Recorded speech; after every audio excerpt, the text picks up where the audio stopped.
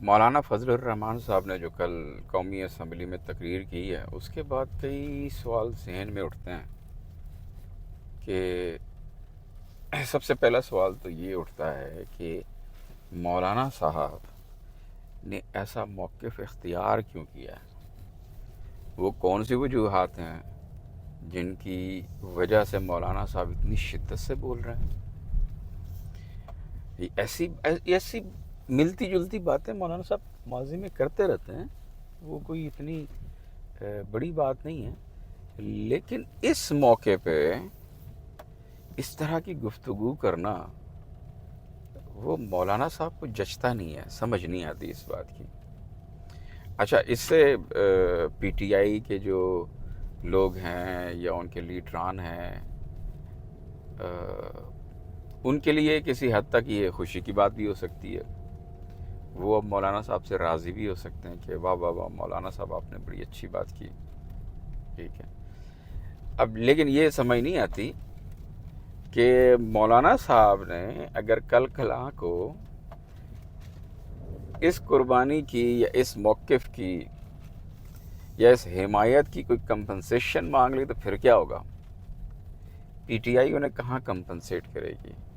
ان کو خیبر پختونخوا میں کمپنسیٹ کرے گی یا ان کو کہیں بلوچستان میں کمپنسیٹ کرے گی؟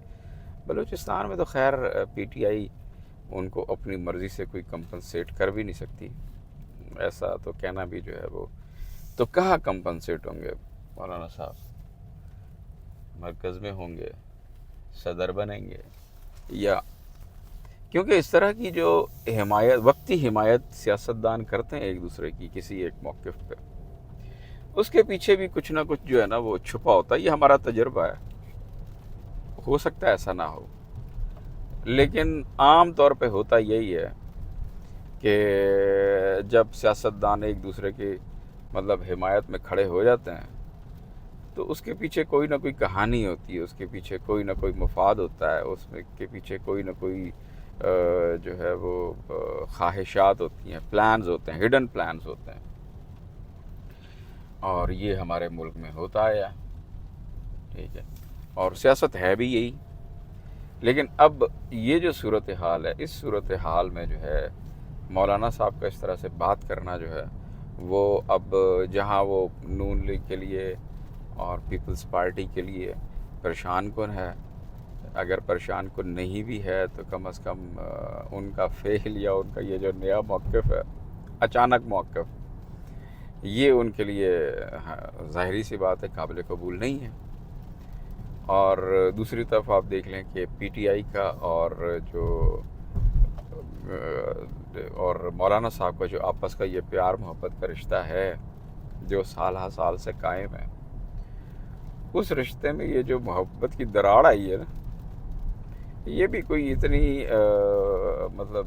اگنور کرنے والی بات نہیں ہے۔ تو اسی لیے میں نے کہا کہ مولانا صاحب اب جب کہ وہ موقف اپنا بدل رہے ہیں، سامنے آ رہے ہیں، بات کر رہے ہیں، اور ایک دفعہ مجھے یاد نہیں ہے، اب یہ چودھری شجاع صاحب نے کہا تھا یا پتہ نہیں کسی نے کہا تھا، مجھے صحیح یاد نہیں ہے، میں صحافی تو ہوں نہیں، ایک عام انسان ہوں، باتیں یادیں رہ جاتی ہیں، باتیں یاد رہتی ہیں، لیکن وہ ریفرنس جو ہے وہ اتنے سیاسی ریفرنسز جو ہیں وہ ہمیں یاد نہیں رہتے ہیں۔ تو جیسے میں نے چند دن پہلے ایک بات کی تھی کہ عام جو آدمی ہے جس کا سیاست سے تعلق نہیں ہے لیکن دلچسپی ضرور ہوتی ہے، کوئی عملی تعلق نہیں ہے،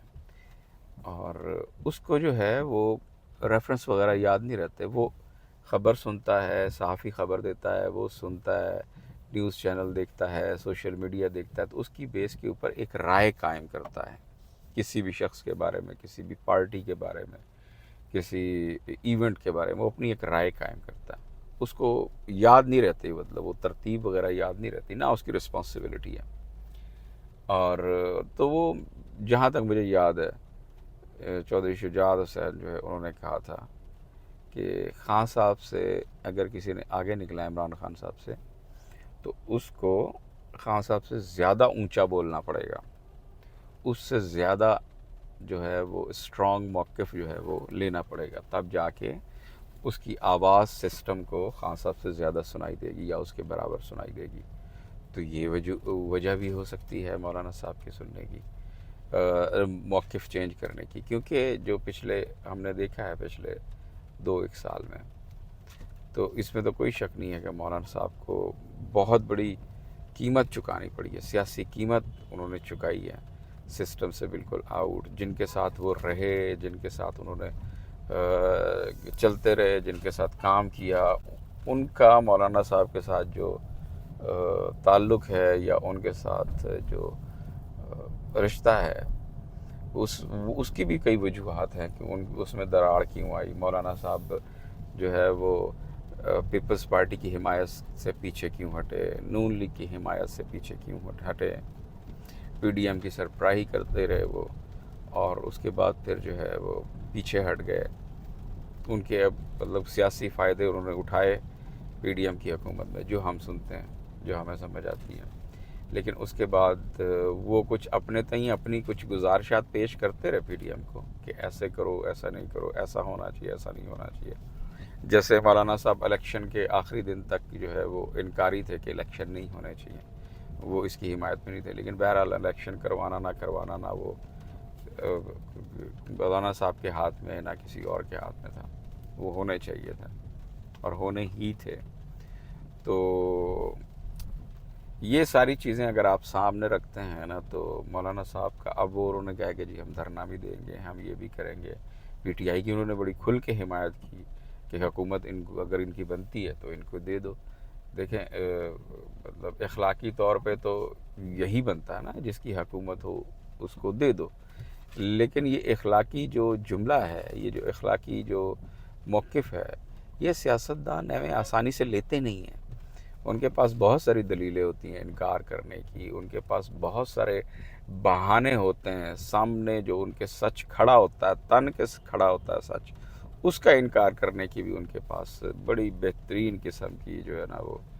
دلیلیں ہوتی ہیں. تو مولانا صاحب کے پاس بھی 1000 دلیلیں ہو سکتی تھیں کہ وہ مطلب موجودہ صورتحال سے اپنی ناراضگی کا اظہار کرتے، لیکن پی ٹی آئی کی حمایت بھی نہ کرتے. ان کے پاس 100 طرح کی وہ پیش کر سکتے تھے توجیحات، ان کا اپنا موقف چینج نہ کرتے. لیکن اب ان کے موقف میں تبدیلی آئی ہے، یا جو کم از کم نرمی آئی ہے پی ٹی آئی کے حوالے سے، وہ میرے لیے بڑی جو ہے نا وہ خوش آئند آپ کہہ لیں. کسی کے لیے خوش آئند ہوگی، ٹھیک ہے، پی ٹی آئی کے لیے خوش آئند ہوں گی، لیکن بہرحال ایک الارمنگ ہے کہ یہ جو دوستی یاری محبت ہے نا، یہ ہو سکتا ہے کہ بعد میں کوئی اس کو کمپنسیٹ بھی کرنا پڑے پی ٹی آئی کو. تو اس کے لیے جو ہے میرے خیال ہے پی ٹی آئی کو تیار رہنا چاہیے.